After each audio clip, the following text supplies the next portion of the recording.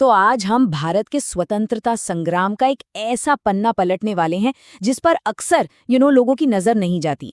ये कहानी है झारखंड की, जहां की मिट्टी में विद्रोह और बलिदान की न जाने कितनी ही गाथाएं दफन हैं। तो चलिए इस सफर में जरा गहराई से उतरते हैं। ये सवाल इस पूरी चर्चा की नींव है। कभी सोचा है कि इतिहास की किताबों में ज्यादातर बड़े शहरों और गिने चुने नेताओं का ही जिक्र क्यों मिलता है, जबकि आजादी की असली आग तो सच पूछिए तो देश के कोने कोने में जल रही थी। तो हम अपना सफर शुरू करेंगे 1857 की उस पहली चिंगारी से, जहां से विद्रोह की आग भड़की। फिर हम चलेंगे गांधी युग में और देखेंगे कि कैसे संघर्ष का पूरा तरीका ही बदल गया।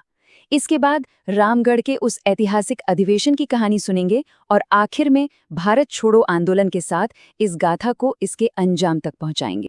तो हमारी कहानी का पहला पड़ाव है साल 1857। ये वो साल था जब पूरे देश के साथ साथ झारखंड की धरती पर भी एक संगठित विद्रोह की ज्वाला, आप कह सकते हैं, भड़क उठी थी। विद्रोह की जो रफ्तार थी सच में हैरान करने वाली थी। जरा सोचिए, 12 जून को रोहिणी से एक चिंगारी उठी और बस कुछ ही हफ्तों में 2 अगस्त आते आते विद्रोहियों ने राजधानी रांची पर कब्जा कर लिया। इससे पता चलता है कि जमीन पर गुस्सा कितना ज्यादा था। और हाँ, ये विद्रोह किसी एक नेता तक सीमित नहीं था। रांची में देखिए, ठाकुर विश्वनाथ शाहदेव ने अपनी मुक्ति वाहिनी सेना बनाकर अंग्रेजों को सीधी चुनौती दी। तो उधर पलामू में नीलांबर और पीतांबर भाइयों ने गुरिल्ला युद्ध से उनकी नाक में दम कर दिया था। और सिंहभूम में राजा अर्जुन सिंह, वो तो खुलकर विद्रोहियों के साथ आ गए थे। मतलब ये एक पूरी तरह से संगठित क्षेत्रीय प्रयास था। लेकिन इस विद्रोह की कीमत बहुत बड़ी चुकानी पड़ी। शेख भिखारी और टिकैत उमराव सिंह जैसे न जाने कितने ही वीरों को 8 जनवरी 1858 को चुट्टूपालू घाटी में एक बरगद के पेड़ से लटकाकर फांसी दे दी गई। ये घटना अंग्रेजों के क्रूर था और हमारे स्वतंत्रता सेनानियों के अदम्य साहस दोनों की गवाह है। और दमन का ये सिलसिला यहीं नहीं थमा। मुक्ति वाहिनी सेना के लीडर ठाकुर विश्वनाथ शाहदेव और उनके सेनापति पांड्य गणपत राय को अप्रैल 1858 में रांची स्कूल के गेट पर सरेआम फांसी दी गई। ये साफ तौर पर विद्रोह की आवाज को कुचलने की एक बहुत ही भयानक कोशिश थी। तो हथियारबंद विद्रोह के बाद अब आगे क्या था? संघर्ष का अगला अध्याय कैसा था? चलिए अब उस दौड़ में चलते हैं जब महात्मा गांधी के आने से झारखंड में स्वतंत्रता आंदोलन को एक बिल्कुल नई दिशा मिली। साल था 1917। महात्मा गांधी पहली बार रांची पहुंचे। ये एक बहुत ही ऐतिहासिक पल था, क्योंकि यहीं पर, इसी झारखंड की धरती पर, उन्होंने भारत के पहले सविनय अवज्ञा आंदोलन यानी चंपारण सत्याग्रह का पूरा खाका तैयार किया। गांधी जी झारखंड के आदिवासी समुदायों से कितना प्रभावित थे, ये उनके इन शब्दों से साफ झलकता है।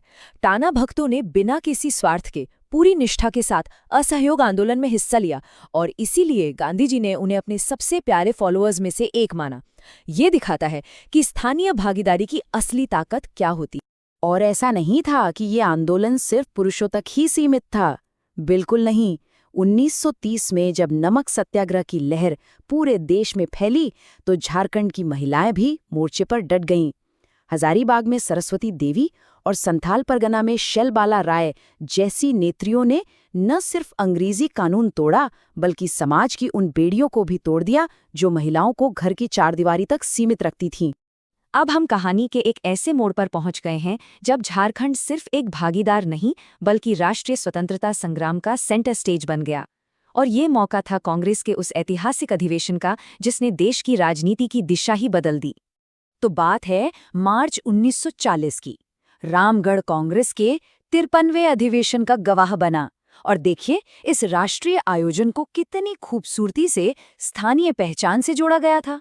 मेन गेट का नाम महान आदिवासी नायक बिरसा मुंडा के नाम पर था और सभा स्थल का नाम मजहर नगर रखा गया। लेकिन रामगढ़ में सिर्फ एक कहानी नहीं चल रही थी।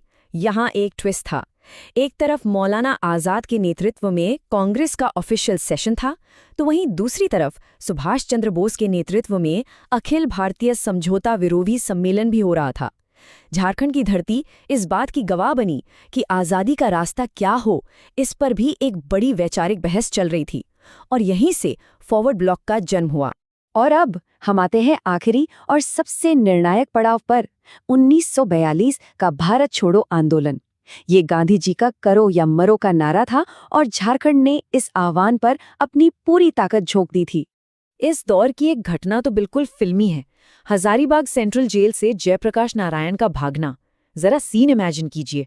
9 नवंबर 1942, दिवाली की रात, जब पूरा देश त्योहार मना रहा है, तब जेपी अपने 5 साथियों के साथ जेल की ऊंची ऊंची दीवारें फांदकर बाहर आ जाते हैं ताकि आज़ादी की लड़ाई को बाहर से लीड कर सकें। ये किसी फिल्म की कहानी से कम नहीं था। और ये आग सिर्फ हजारीबाग तक ही सीमित नहीं थी। रांची से लेकर दुमका और गोड्डा तक हर जगह लोग आज़ादी के लिए सड़कों पर थे। दुमका में प्रेमा देवी और जामवंती देवी जैसी महिलाओं ने एक बार फिर नेतृत्व की मशाल थामी। वहीं गोड्डा में तो कई लोगों ने देश के लिए अपनी जान तक कुर्बान कर दी। तो कुल मिलाकर देखें तो 1857 से लेकर 1942 तक, मतलब करीब करीब एक सदी तक, झारखंड की भूमि पर आज़ादी की लड़ाई की ये लौ कभी बुझी ही नहीं।